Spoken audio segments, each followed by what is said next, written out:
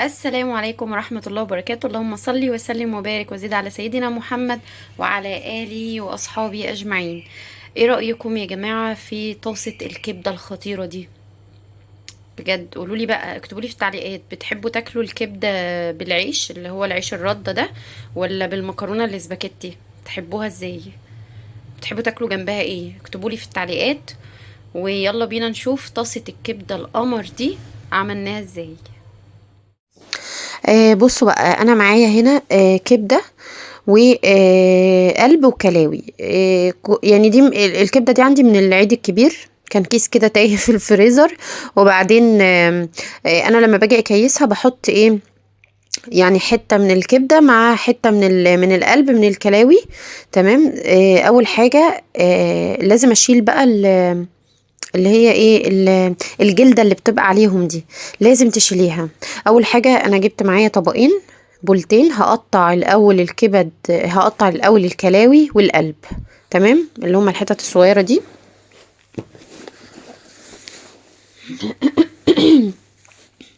شايفين الجلدة دي؟ لازم اشيلها، لازم تتشال.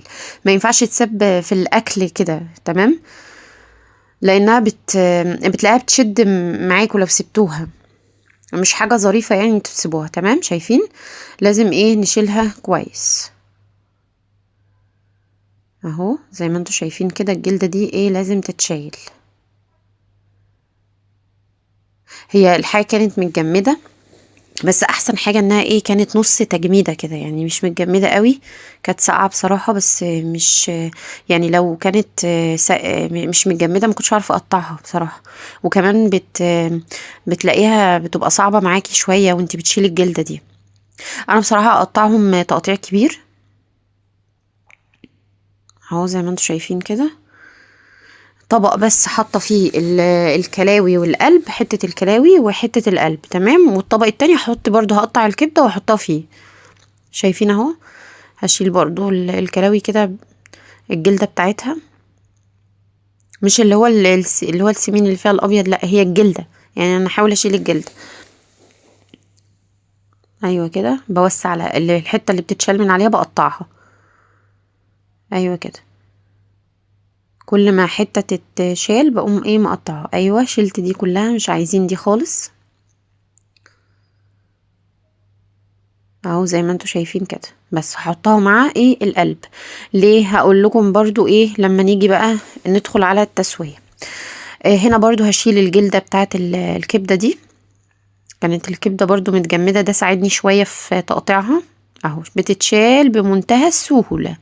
اول ما بتمسكي الطرف بتاعها بتشديها، ايوه بتطلع معاكي بمنتهى السهولة. الحتة دي مش حاجة ظريفة خالص انك تسيبيها، مش ظريفة خالص، لازم تشيليها من الكبدة. كان طعمها خرافة، تحفة تحفة تحفة. ايوه نشيل كل حاجة، بس هي كده بقى نبدأ نقطعها. انا هقطعها كبير شوية، لاني مش هعمل لاني مش هعملها يعني مش هاكلها بالعيش، هعمل جنبها ايه مكرونة. هتشوفوا ده في اخر الفيديو. تمام، هقطعها اهو، فهقطعها ايه كبير شوية. واهم حاجة تشيلوا الجلدة يا جماعة، الجلدة بتاعة الكبدة مش حاجة كويسة انك تسيبيها في الاكل. اهو نقطعها بقى ايه كلها شرايح كده. الحتة اللي كنت بحس انها كبيرة شوية كنت بقسمها ايه نصين. واصلا الكبدة مش بتاخد سوا خالص، دي اسرع اكلة ممكن تعمليها لو انت مستعجلة ويعني وراكي بقى حاجات كتيرة ومش لاحقة تطبخي بقى اكل كتير. هي الكبدة اسرع حاجة والله، ما بتاخد وقت خالص، سهلة في عمايلها جدا. ولو متقطعة بقى، لو جايلك من عند الجزار متقطعة، بس انا عشان دي كانت باقية عندي من الضحية بتاعة العيد. حطيت خلاص الكبده هنا في طبق في البوله دي، وحطيت القلب والكلاوي في الطبق التاني. تمام، وهنزل على دي بشويه لبن ودي بشويه لبن، هيفضلوا منقوعين كده من 10 لربع ساعه، من 10 دقايق لربع ساعه، لحد ما انا اخلص الخلطه بتاعه الكبده. تمام. الكبده طبعا ما بتتغسلش، ولا القلب ولا الكلاوي ما بيتغسلوش، دي اهم حاجه، فبننقعهم في لبن. هنا بقى جبت الكبه بتاعتي، ومعايا فلفل اخضر وفلفل احمر، ومعايا التوم، راس توم صغيره كده، صغيره. تمام. وهنزل بالتوابل، كزبره وكمون وملح، كزبره وكمون وملح، ولسه هنحط فلفل اسمر بس مش هحطه مع التوابل دلوقتي، وعصير ليمونه وشويه خل. في الاخر هحط الخل. تمام. يبقى احنا حطينا فلفل الوان، فلفل اخضر وفلفل احمر وتوم وكمون وكزبره وملح وليمون، وهحط شويه خل. هي دي تتبيله الكبده، ما بنحطش على الكبده حاجه تانية ولا اي توابل تانية خالص. هي دي التوابل بس اللي بنحطها للكبده. تمام كده. الفلفل الاسمر هحطه في الاخر خالص، مش هحطه هنا في الكبه مع التوابل التانية. زي ما انتم شايفين كده، نتاكد بس ان هي اتضربت كويس. احط شويه الخل اهو، معلقه خل كده، يعني معلقه صغيره مش كبيره بس، وهضربهم وخلاص كده. كده بقى هنا جيت هنا هصفي الكبده وهصفي القلب والكلاوي من اللبن اللي فيهم، هما اتنقعوا بما فيه الكفايه. هنا بقى جيت على البوتاجاز، هحط معلقه سمنه كده محترمه، معلقه كده كبيره سمنه بلدي كده حلوه اهو. واول حاجه هنزل بيها القلب والكلاوي، عشان كده حطيتهم في طبق لوحدهم، ما دمجتهمش مع الكبده. ليه؟ لان هما بياخدوا سوا شويه عن الكبده. تمام. الكبده ما بتاخدش سوا زيهم، فهنزل بيهم هما الاول بس اهو كده. هقعد بقى اقلب فيهم واديهم صدمه على الناحيه دي والناحيه دي، لان هما مقطعهم كبير، عايزاهم ياخدوا الصدمه كده على الناحيه دي والناحيه دي. تمام كده زي ما انتم شايفين اهو. بقلبهم علشان ايه؟ ياخدوا اللون معايا اللي هو البني ده، ياخدوا الصدمه كده معايا.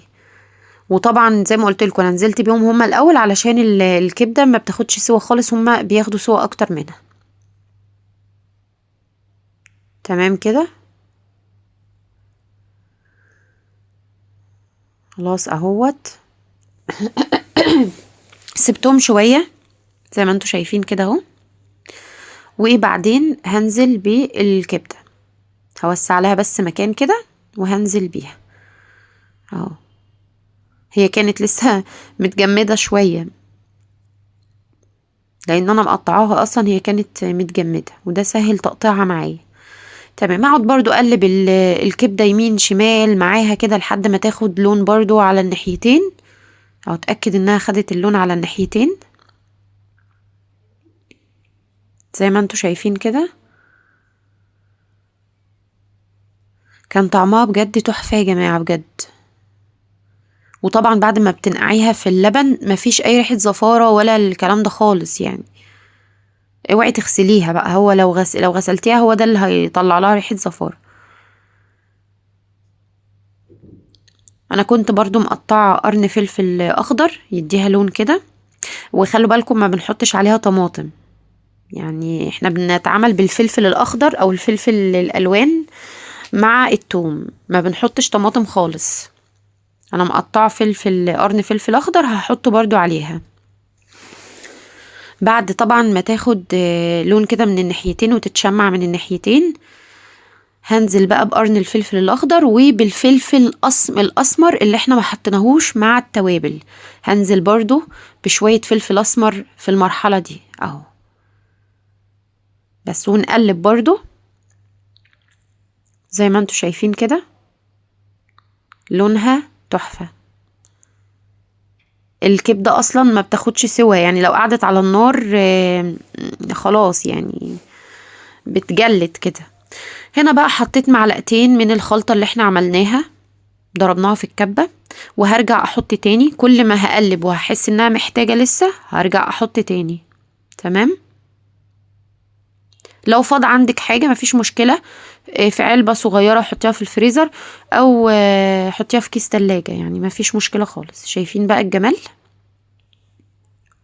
بس وهسيبها شوية صغيرين جدا، ما يكملوش يعني 10 دقايق كده وخلاص. هنا عصرت ليمون تاني.